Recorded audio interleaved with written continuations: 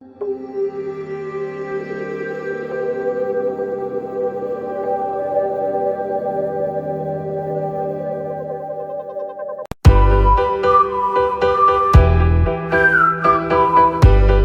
era perkembangan zaman yang kian mendatang akan terus semakin canggih, dan hal ini pasti akan berpengaruh kepada energi. Emang bisa manusia hidup tanpa energi? Terkhususnya lagi energi listrik, bahkan secara tidak sadar itu sudah menjadi kebutuhan sehari-hari kita. Misalnya nih, pengisian data elektronik seperti charger handphone dan power bank.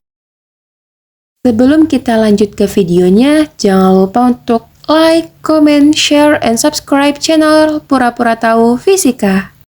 Oke, sebelum kita menjelajah materi ini cukup jauh, perkenalkan saya Nessa Fioni akan menggali sedikit materi tentang listrik dinamis dalam kehidupan sehari-hari.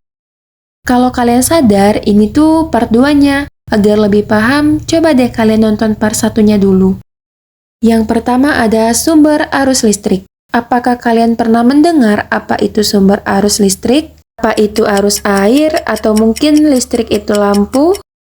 Jadi, sumber arus listrik adalah komponen penting yang fungsinya sebagai tempat untuk mengubah satu jenis energi, seperti energi kimia menjadi energi listrik.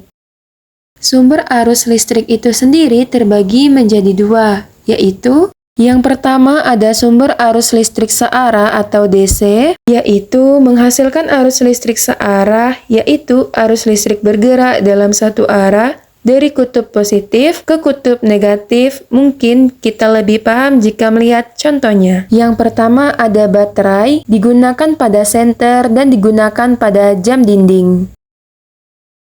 Yang kedua ada aki atau akumulator, digunakan pada kendaraan bermotor dan digunakan pada UPS. Untuk penjelasan lebih lanjut mengenai pembahasan ini bisa dicek pada video berikut. Selanjutnya yang kedua ada sumber arus listrik bolak-balik atau AC, yaitu menghasilkan arus listrik bolak-balik, yaitu arah aliran arus berubah secara periodik. Ini beberapa contohnya. Yang pertama ada listrik PLN, menyalakan lampu, mengoperasikan peralatan elektronik seperti TV, kulkas, setrika, mesin cuci, dan AC. Yang kedua ada generator, sumber daya cadangan di rumah sakit, pabrik, atau acara outdoor, digunakan di lokasi konstruksi. Yang kedua yaitu sumber-sumber energi listrik. Yang pertama ada energi matahari. Kok bisa? Gimana ya cara kerjanya? Karena prinsip kerja panel surya yang mengubah energi cahaya menjadi energi listrik melalui proses yang disebut efek fotovoltaik. Contoh penerapannya yaitu yang pertama ada lampu jalan tenaga surya. Lampu jalan yang menggunakan panel surya untuk mengisi baterai yang menyuplai listrik pada malam hari. Seperti penerangan di jalan umum, taman, atau area terbuka lainnya tanpa memerlukan sambungan listrik dan jaringan. Yang kedua ada kalkulator tenaga surya. Kalkulator yang menggunakan panel surya kecil untuk menghasilkan listrik dari sinar matahari. Digunakan di sekolah, kantor, atau di mana saja untuk kebutuhan hitung-menghitung yang hemat energi. Selanjutnya yang kedua ada energi angin. Sumber energi angin adalah salah satu bentuk energi terbarukan yang dihasilkan dari gerakan udara atau angin.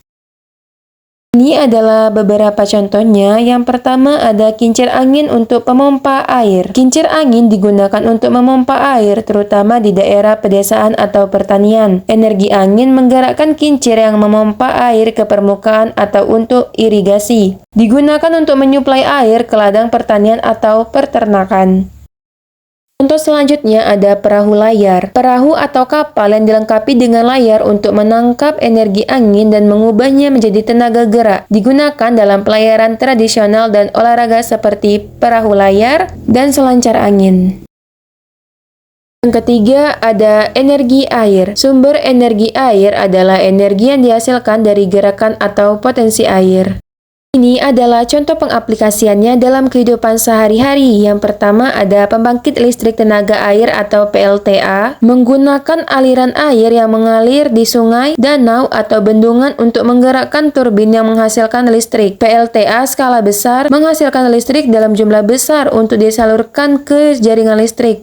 Contohnya adalah PLTA Jatiluhur di Jawa Barat. PLTA Mikro menghasilkan listrik untuk kebutuhan komunitas atau daerah terpencil. Yang kedua ada energi air terjun. Air terjun yang memiliki ketinggian dan debit air yang besar dapat dimanfaatkan untuk menghasilkan energi melalui turbin. Banyak digunakan dalam pembangkit listrik tenaga air di daerah yang memiliki air terjun alami seperti air terjun Niagara di perbatasan Kanada dan Amerika Serikat. Yang keempat ada bioenergi, adalah jenis energi yang dihasilkan dari bahan-bahan organik, baik yang berasal dari tanaman, hewan, atau limbah organik lainnya. Energi ini merupakan salah satu bentuk energi terbarukan karena sumber-sumbernya dapat diperbarui melalui proses alami. Ini adalah contoh agar kita lebih memahami. Yang pertama ada pembangkit listrik tenaga biomasa. Biomasa merujuk pada bahan organik yang dapat dibakar atau dikonversi menjadi energi.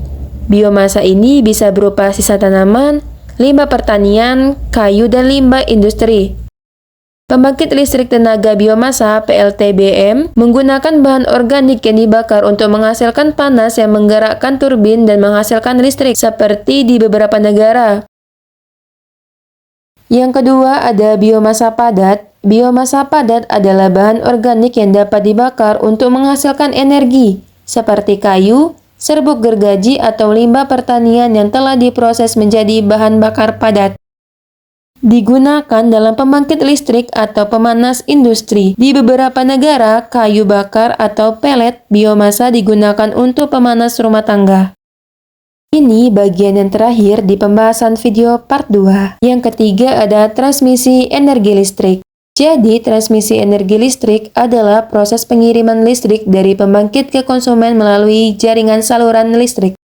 Prosesnya melibatkan beberapa tahap, yaitu pertama ada pembangkitan, energi listrik dihasilkan di pembangkit listrik. Yang kedua, transformator step up, tegangan dinaikkan untuk mengurangi transmisi jarak jauh. Yang ketiga, ada saluran transmisi tegangan tinggi. Listrik dikirim dalam jarak jauh dengan tegangan tinggi, misalnya 220 kV atau lebih. Yang keempat, ada transformator step down. Tegangan diturunkan sebelum disalurkan ke konsumen. Dan yang terakhir, distribusi. Listrik disalurkan ke rumah atau industri. Menggunakan tegangan tinggi mengurangi kerugian energi dan meningkatkan efisiensi transmisi. Tantangan termasuk kerugian energi, gangguan saluran, dan biaya infrastruktur. Dilihat dari pengertian dan prosesnya, udah kepikiran belum dengan contohnya? Yaitu ada beberapa di antaranya adalah yang pertama, rumah tangga, listrik disalurkan dari pembangkit untuk penerangan dan peralatan rumah. Yang kedua ada industri, pabrik menggunakan listrik untuk menjalankan mesin dan produksi. Yang ketiga, transportasi listrik, kereta listrik dan bus listrik menggunakan energi dari jaringan transmisi. Yang keempat ada lampu jalan, listrik digunakan untuk menyalakan lampu jalan. Yang kelima ada komunikasi. Menara komunikasi menggunakan listrik untuk operasi perangkat telekomunikasi. Oke guys, sampailah kita di penghujung video mengenai sumber arus listrik, sumber-sumber energi listrik, dan transmisi energi listrik.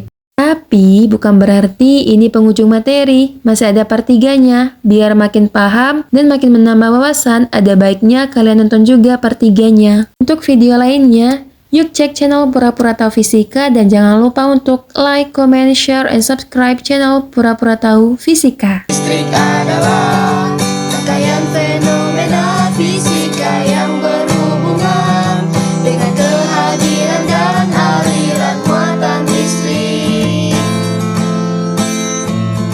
Ada dua jenis listrik, yaitu